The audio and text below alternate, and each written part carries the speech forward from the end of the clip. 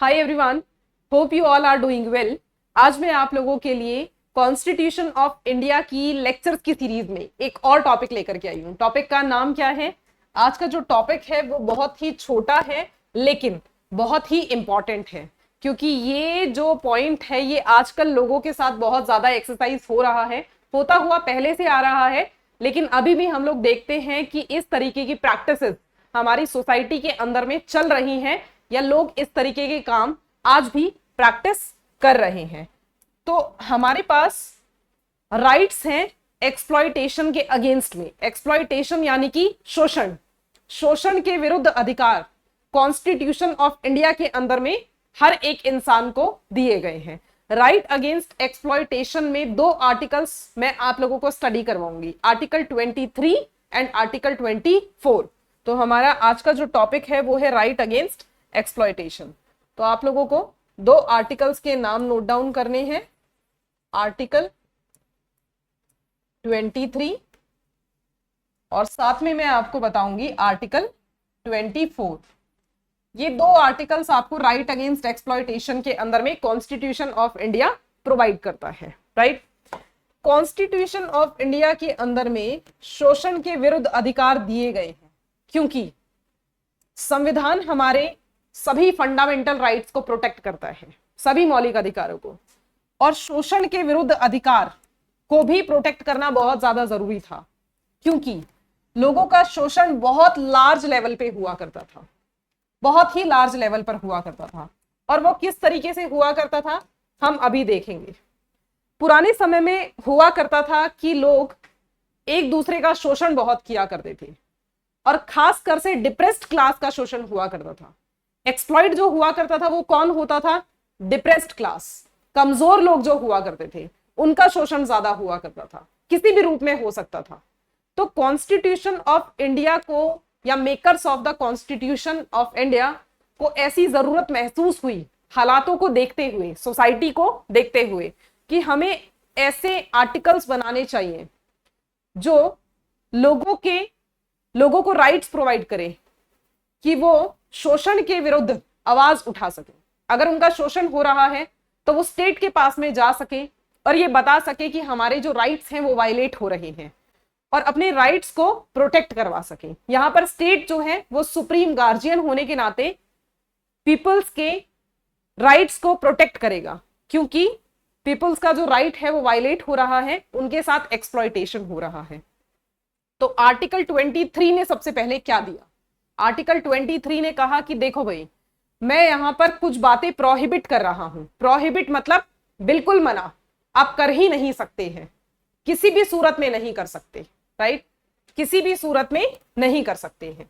तो आप यहां लिखिए क्या क्या बातें यहां प्रोहिबिट की गई हैं, क्या क्या बातें यहां पर प्रोहिबिट की गई हैं, जरा आप सबसे पहले नोट करेंगे। ये मैंने आपके आर्टिकल्स को थोड़ा सा ऊपर शिफ्ट कर दिया है, हेडिंग को। अब हम लोग देखते हैं कि आपको क्या क्या बातें प्रोहिबिट की गई हैं। तो आप यहां लिख लीजिए प्रोहिबिट। प्रोहिबिट किया गया, ये प्रोहिबिट किया गया कि किसी भी पर्सन का ट्रैफिकिंग नहीं हो सकता। तो पहली चीज क्या प्रोहिबिट की गई? Human trafficking. Human trafficking,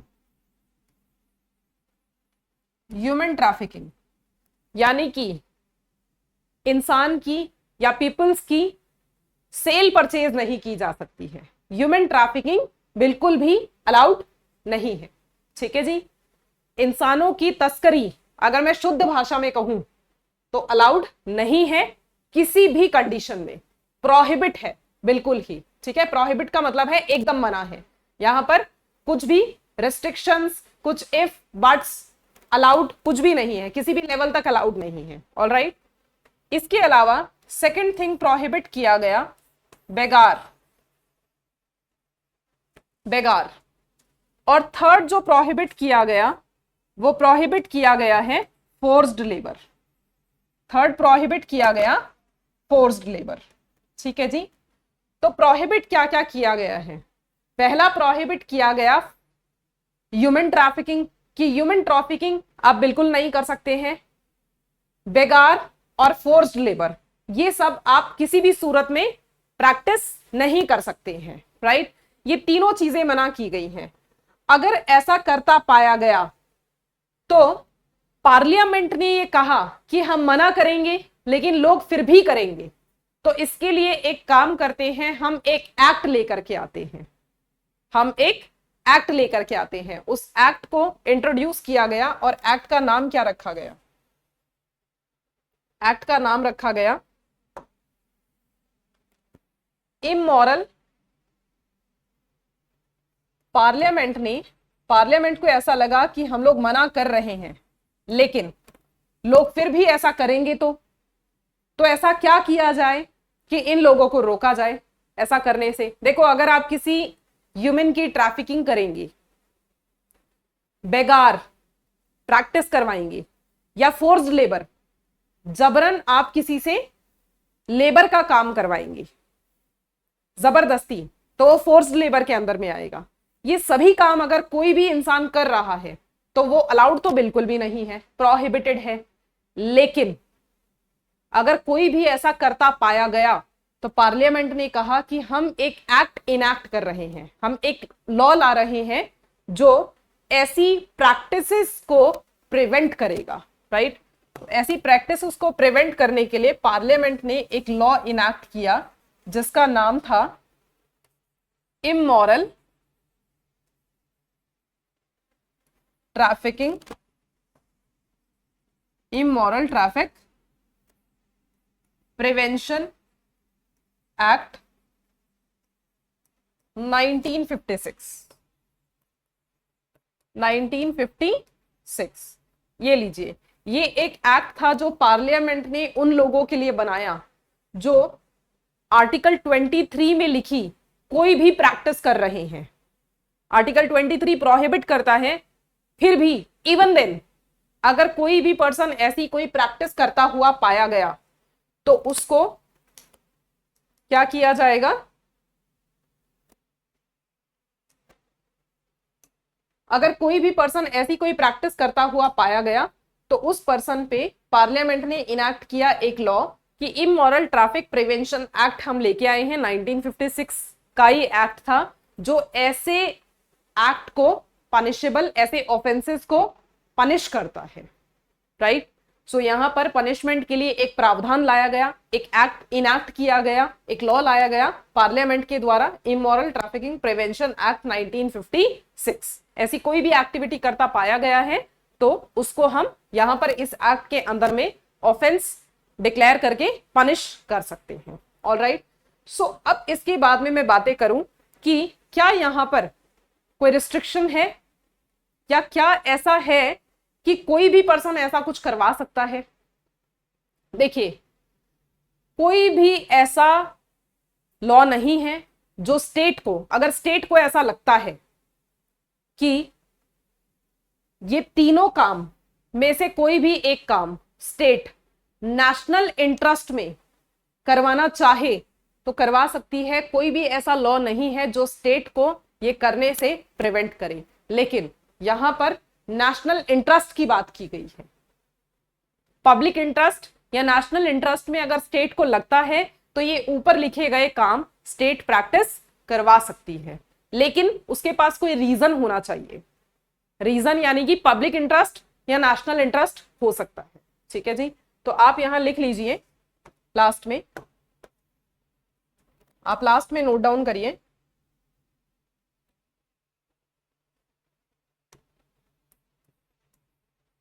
state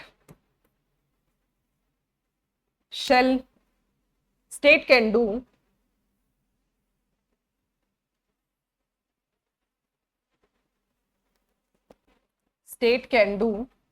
if in public या फिर national interest। state can do so if it is in public और national interest। स्टेट ऐसा बिल्कुल कर सकता है, ऐसा कोई भी प्रावधान नहीं है, ऐसा कोई भी प्रोविजन नहीं है जो स्टेट को नेशनल इंटरेस्ट में या पब्लिक इंटरेस्ट में ऐसा कोई भी काम करने से रोक सके। अगर स्टेट को ऐसा लगता है, ऐसा रियलाइज होता है कि इन एक्ट को हमें करवाना चाहिए, नेशनल इंटरेस्ट में या पब्लिक इंटरेस्ट में ये है, तो ऐसा स्टेट करवा सकती है कुछ समय के लिए, राइट। तो स्टेट यहां पर करवा सकती है ये कोई भी काम जो भी आर्टिकल 23 के अंदर में प्रोहिबिट किए गए हैं। Now this was article 23। अब हम बात करते हैं आर्टिकल 24 की। देखिए आर्टिकल 23 में ये सब बातें लिखी हुई थी, आर्टिकल 23 में ये सब बातें लिखी हुई थी, ह्यूमन ट्रैफिकिंग, बेगार, फोर्स्ड लेबर। अब हम बात करने जा रहे हैं आर्टिकल 24 की। आर्टिकल 23 हम लोगों का कंप्लीट हो गया है, आर्टिकल 24 की हम लोग बात करने जा रहे हैं। आर्टिकल 24 क्या है? आर्टिकल 24 चिल्ड्रन की एम्प्लॉयमेंट से रिलेटेड बात करता है, राइट। तो आप यहां लिख लीजिए, prohibition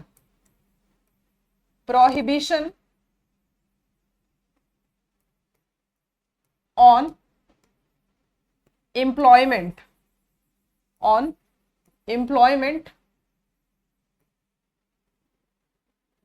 below the age of 14 years, below the age of 14 years। 14 years से नीचे का कोई भी बच्चा एम्प्लॉयमेंट के अंदर में नहीं जा सकता है। किसी भी फैक्ट्री में, इन एनी फैक्ट्री, कोई भी फैक्ट्री हो वहां पर, या कोई माइन हो, या फिर कोई हैजार्डस एक्टिविटी जहां पर हो रही हो, ऐसा कोई एस्टैब्लिशमेंट हो, तो आप यहां लिख लीजिए एनी हैजार्डस एक्टिविटी से रिलेटेड अगर कोई एस्टैब्लिशमेंट है, तो वहां पर below the age of 14 years कोई भी चाइल्ड काम नहीं कर सकता है। ये स्ट्रिक्टली प्रोहिबिटेड है और ये एब्सोल्यूट इन नेचर है। यहां पर कोई भी अलाउड तो हो ही नहीं सकता कि आप इस सिचुएशन में काम कर सकते हैं, राइट। क्या क्या है? प्रोहिबिशन है कि 14 ईयर्स से नीचे का कोई भी बच्चा काम नहीं कर सकता है किसी फैक्ट्री में, माइन में, हैजार्डस एक्टिविटी में। लेकिन ऐसा क्यों किया गया? जब भी कोई लॉ बनता है तो उसके पीछे ना लॉजिक होता है। अब ये आर्टिकल लाया गया तो यहां पर भी एक लॉजिक था। यहां पर ये कहा गया कि देखो 14 साल की उम्र से नीचे का जो बच्चा होता है उसकी उम्र पढ़ने लिखने की होती है। तो हम पढ़ने लिखने की बजाय, बहुत सी ऐसी फैमिलीज हैं जो जहां पर जिनके पेरेंट्स जो हैं वो गलत आदतों के अंदर में है, या कुछ ऐसी फैमिलीज हैं जो मजबूर हैं, जिनकी पास में पैसा नहीं है पढ़ाने लिखाने के लिए, तो वो अपने बच्चों को काम करने के लिए भेज देते हैं फैक्ट्री के अंदर में, माइंस के अंदर में, या फिर बहुत सारी ऐसी जगहों पर जहां पर हैजार्डस एक्टिविटी परफॉर्म की जाती है। ऐसे एस्टैब्लिशमेंट हैं जहां पर हैजार्डस एक्टिविटीज होती हैं जो कि सेहत के लिए हानिकारक हो सकती हैं, बच्चे की सेहत के लिए हानिकारक हो सकती है, बच्चे की सेहत को नुकसान हो सकता है। तो ये बताया गया कि देखो 14 ईयर्स से नीचे का जो बच्चा है वो बजाय ये सब काम करने के पढ़ाई लिखाई करे तो ज्यादा बेहतर रहेगा, क्योंकि उसकी उम्र नहीं है ये सब करने की। आगे चल करके उसको काम करना है, लेकिन अभी फिलहाल ये उम्र नहीं है कि वो ये सब काम करे, फैक्ट्री में जाकर के काम करे, माइंस के अंदर काम करे, या किसी हैजार्डस एक्टिविटी के अंदर में वो परफॉर्म करे किसी एस्टैब्लिशमेंट के अंदर। ये हमें बिल्कुल मंजूर नहीं है। इसीलिए सरकार बहुत सारी स्कीम्स समय समय पर लेकर के आती रहती है। गवर्नमेंट स्कूल्स ऐसे हैं जहां पर चिल्ड्रन को फ्री एजुकेशन अवेलेबल है, चिल्ड्रन को फ्री एजुकेशन एकदम अवेलेबल करवा रखी है गवर्नमेंट ने। गवर्नमेंट बहुत सारे एफर्ट्स डाल रही है इस आर्टिकल को पूरे तरीके से प्रोटेक्ट करने के लिए, क्योंकि सरकार अगर ये सब फैसिलिटीज मुहैया नहीं करवाएगी तो हर 10 में से 2 फैमिलीज अपने बच्चों को इन सब एक्टिविटीज के अंदर में इन्वॉल्व करवा देगी। चाइल्ड को फ्री एजुकेशन प्रोवाइड की जा रही है, उनको कुछ पैसा दिया जाता है गवर्नमेंट स्कूल्स के अंदर में, स्कीम्स के अंदर में। बहुत सारी स्कीम्स ऐसी हैं जहां पर बच्चों को फ्री एजुकेशन भी प्रोवाइड की जा रही है। मिड डे मील का कंसेप्ट गवर्नमेंट लेकर के आई थी, है ना। पीछे हमने देखा था कि मिड डे मील का कंसेप्ट लेकर के आए थे, स्कूल्स के अंदर ही बच्चों को न्यूट्रिशन का ध्यान रखते हुए उनको खाना अवेलेबल करवाया जाया करता था। तो ये सब बातें हैं जिनसे सरकार इस आर्टिकल को प्रोटेक्ट करने के लिए पूरे पूरे एफर्ट्स डालने की कोशिश कर रही है। पढ़ाई लिखाई के साथ साथ में, फ्री एजुकेशन के साथ साथ में सरकार कुछ पैसे भी अवेलेबल करवाती है कि बच्चे अपनी बुक्स जो भी रिक्वायरमेंट है या हेल्थ से रिलेटेड कोई इशू है तो उसको भी वो लोग पूरे तरीके से अपना सेटल कर सके, बुक्स अपनी परचेज कर सके, या हेल्थ रिलेटेड अगर कोई इशू है तो थोड़ा बहुत पैसा जो गवर्नमेंट की तरफ से स्कीम के अंदर में उनको प्रोवाइड हो रहा है वो उन पैसों की मदद से उसको ठीक कर सके। तो ये इस आर्टिकल को प्रोटेक्ट करने के कुछ स्टेप्स हैं जो सरकार समय समय पर लेती रहती है, जो थोड़ा बहुत मैंने आपको एक हिंट दे दिया है, एक आइडिया दे दिया है कि आपका बैक ऑफ द माइंड एक फ्रेमवर्क बन जाए कि इस तरीके से सरकार काम करती है, गवर्नमेंट काम करती है चाइल्ड को इन सब चीजों से प्रोटेक्ट करने के लिए, राइट। अभी अगर हम लोग बात करें तो यहां पर आर्टिकल 24 के अंदर ये सब तो प्रोटेक्ट कर दिया कि ऐसा ऐसा नहीं किया जा सकता, फैक्ट्री में, माइन में या किसी हैजार्डस एक्टिविटी में, एस्टैब्लिशमेंट में किसी भी बच्चे को काम नहीं करवाया जा सकता। अब हैजार्डस एक्टिविटी का क्या एग्जाम्पल हो सकता है? कोई भी ऐसा एस्टैब्लिशमेंट जहां पर कोई ऐसा काम हो रहा है जो कि नुकसान दे सकता है उस चाइल्ड को, ऐसा कुछ भी हो सकता है। जैसे जहां पर पटाखे बनाए जाते हैं, क्रैकर्स ऑल्दो अभी बैन है लेकिन फिर भी दिवाली के टाइम पर पटाखे मार्केट के अंदर में अवेलेबल होते हैं, वो बन रहे हैं इसीलिए अवेलेबल हो रहे हैं। तो यहां पर फायर क्रैकर्स की जो फैक्ट्रीज होती हैं उनके अंदर में बहुत ज्यादा हैजार्डस एक्टिविटीज होती हैं, बहुत नुकसानदायक होता है हेल्थ के लिए। तो फायर क्रैकर्स एक एग्जाम्पल है, तो आप यहां लिख सकते हैं एग्जाम्पल के तौर पर, example fire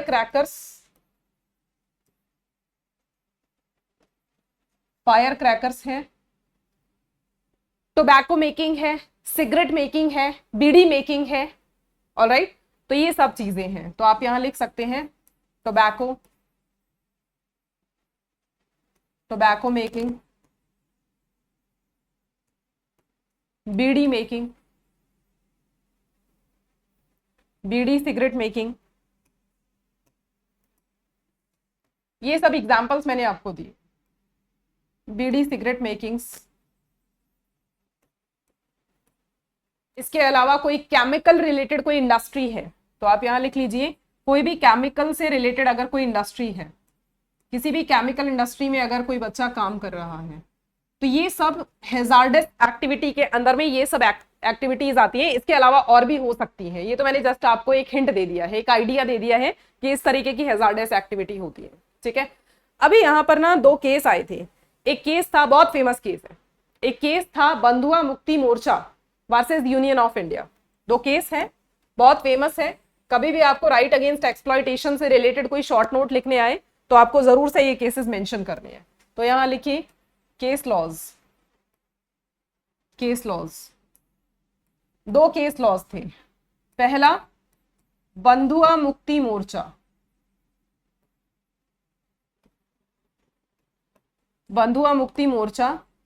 versus Union of India,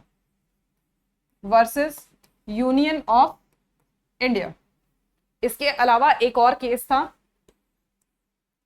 MC Mehta, बहुत फेमस केस है।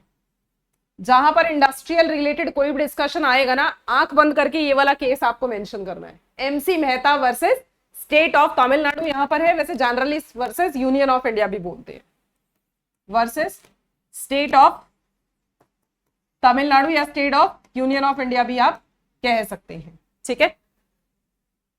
MC मेहता का एक ऐसा केस है जो इंडस्ट्रियल लॉ से बहुत ज्यादा कनेक्टेड है, लैंडमार्क केस है अगर मैं कहूं तो दूसरे शब्दों में, ठीक है। तो ये 2 केस हैं जो बहुत ही ज्यादा इंपॉर्टेंट है, बंधुआ Mukti Morcha versus Union of India.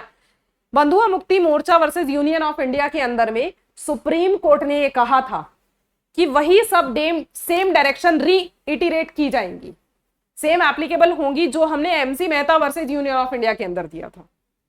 MC Mehta का जो केस था, एमसी मेहता के केस के अंदर में सुप्रीम कोर्ट ने ये डायरेक्शन दिया था कि प्रोहिबिशन है below the age of 14 years के चाइल्ड को आप वर्क करवाएं, राइट। तो एम्प्लॉयमेंट पे प्रोहिबिशन है, पहला तो ये पता लग गया।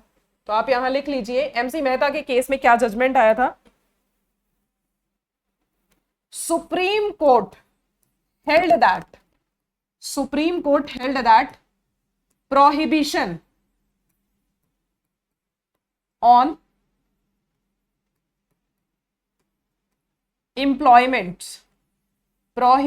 on employment of child below 14 years, below the age of 14 years.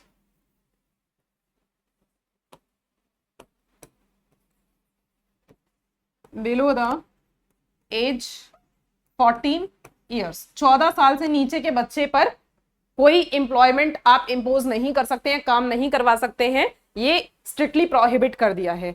साथ ही में डायरेक्शन भी दिया, देखो क्या डायरेक्शन दिया। सुप्रीम कोर्ट जब भी कुछ करता है ना, खासकर माइनॉरिटी सेक्शन जो है या फिर ऐसा सेक्शन है जहां पर डोमिनेंस हो सकता है, जो डिप्रेस्ड सेक्शन है जिस पर डोमिनेंस हो सकता है, उसके लिए जब भी सुप्रीम कोर्ट कुछ बोलता है बहुत ही सुंदर बोलता है और बहुत अच्छा बोलता है। तो देखो सुप्रीम कोर्ट ने कितने सुंदर शब्दों में कहा। सुप्रीम कोर्ट ने डायरेक्शन दिया कि ये ध्यान रखना कि आप नेसेसरी स्टेप्स लें एजुकेशन के लिए। डायरेक्शन दिया कि बच्चे की एजुकेशन के लिए आपको स्टेप लेना है। तो एक तो यहां पर एजुकेशन पे ध्यान देने को बोल दिया गया कि बच्चे को काम करवाने की बजाय उसकी एजुकेशन पे ध्यान दो। साथ में हेल्थ पे भी ध्यान देना है आपको, एजुकेशन और बच्चे की जो हेल्थ है, हेल्थ के ऊपर में ध्यान देना है। ठीक है जी। तो दो चीजों पे ध्यान देने के लिए डायरेक्शन दिया। MC Mehta versus Union of India के केस में, एमसी मेहता का जो लैंडमार्क केस है, इसमें डायरेक्शन आया था सुप्रीम कोर्ट का कि आप एजुकेशन पर ध्यान देंगे और हेल्थ पर ध्यान देंगे, ना कि उसको फैक्ट्री, माइन या हैजार्डस एक्टिविटी के अंदर में इन्वॉल्व करवाएंगे। ये तो बिल्कुल प्रोहिबिट है, लेकिन साथ में आपको डायरेक्शन ये भी दिया जा रहा है कि आप बच्चे की एजुकेशन पर ध्यान देंगे और उससे हेल्थ से रिलेटेड जो भी इश्यूज हैं उन पे आप फोकस करेंगे और नेसेसरी स्टेप्स लेंगे हेल्थ रिलेटेड इश्यूज को पूरे तरीके से ठीक करने का। तो ये एमसी मेहता के केस के अंदर में ये जजमेंट आया था। और सेम बंधुआ मुक्ति मोर्चा केस के अंदर में सुप्रीम कोर्ट ने कहा कि ये सेम जजमेंट जो है वो बंधुआ मुक्ति मोर्चा केस के अंदर में फॉलो किया जाएगा। ठीक है जी। सो उम्मीद है आप लोगों को समझ में आया है ये दोनों आर्टिकल 23 एंड आर्टिकल 24 बहुत ही छोटे थे और बहुत ही अच्छे आर्टिकल हैं। राइट अगेंस्ट एक्सप्लॉयटेशन के बारे में हमें बहुत कुछ बताते हैं। राइट अगेंस्ट एक्सप्लॉयटेशन से रिलेटेड आर्टिकल 23 और आर्टिकल 24 में हमने पढ़ा है। आर्टिकल 23 के अंदर में प्रोहिबिट है कि कोई भी ह्यूमन ट्रैफिकिंग नहीं कर सकता है, ह्यूमन ट्रैफिकिंग नहीं हो सकती है। इसके अलावा बेगार, फोर्स लेबर, ये सब प्रोहिबिटेड है। लेकिन स्टेट कर सकता है ऐसा, अगर स्टेट को लगता है नेशनल इंटरेस्ट या पब्लिक इंटरेस्ट के अंदर में है तो कुछ समय के लिए स्टेट जो है ये एक्टिविटीज करवा सकती है, परफॉर्म करवा सकती है। ये स्टेट को यहां पर इन्होंने पूरा परमिशन दे दी है, बट सब्जेक्ट टू नेशनल या पब्लिक इंटरेस्ट। जितने भी समय के लिए स्टेट को लगता है कि इतने समय तक के लिए ये एक्टिविटी परफॉर्म करवाना चाहिए। आर्टिकल 24 प्रोहिबिट करता है child employment below the age of 14 years. दो केस इसके अंदर में हमने देखे। केस नंबर 1 था Bandhua Mukti Morcha versus Union of India और दूसरा केस था एमसी मेहता वाला। एमसी मेहता का जो केस था, इस केस के अंदर में जजमेंट आया था कि below the age of 14 years prohibition है, चाइल्ड को एम्प्लॉयमेंट नहीं करवा सकते हैं। इसके अलावा डायरेक्शन भी आया कि आप चाइल्ड की एजुकेशन पर ध्यान दीजिए और साथ में आप चाइल्ड की हेल्थ फैसिलिटीज चाइल्ड को अवेलेबल करवाइए। ठीक है जी। तो ये दो आपके सामने मैंने आर्टिकल कंप्लीटली डिस्क्राइब कर दिए हैं। उम्मीद है आप लोगों को समझ आए होंगे। किसी का अगर इन केस रह गया है तो आप लोग नोट डाउन कर सकते हैं। वैसे तो बहुत ज्यादा कंटेंट मैंने इसमें नोट डाउन नहीं करवाया है, okay, so now that's enough for today. और अब हम लोग नेक्स्ट क्लास में मिलेंगे एक और नए लेक्चर के साथ, एक और नए टॉपिक के साथ में। तब तक के लिए thank you so much, take care. Video अगर अच्छा लगा है, यूजफुल लगा है, तो लाइक जरूर करिएगा। आप लाइक करते हैं या मेरे वीडियोस को शेयर करते हैं तो उसका रिपोर्ट मुझे पता लगता है और मुझे अच्छा लगता है कि मेरे वीडियोस को आप यूजफुल समझ रहे हैं। तो मुझे थोड़ा मोटिवेशन मिलता है कि मैं आप लोगों के लिए वीडियोस इस तरीके के क्रिएट करती रहूं। आप लोग कमेंट सेक्शन में मुझे जरूर बताइए अगर आपको लगता है कि किसी भी स्पेसिफिक टॉपिक पर आप मुझसे वीडियो चाहते हैं। तो उम्मीद है आप लोगों को पसंद आया है। मेरे चैनल पर बने रहने के लिए, चैनल पर नए हैं तो सब्सक्राइब जरूर कर लीजिए। Thank you so much. Next video में मिलते हैं, तब तक के लिए take care, bye bye, keep studying.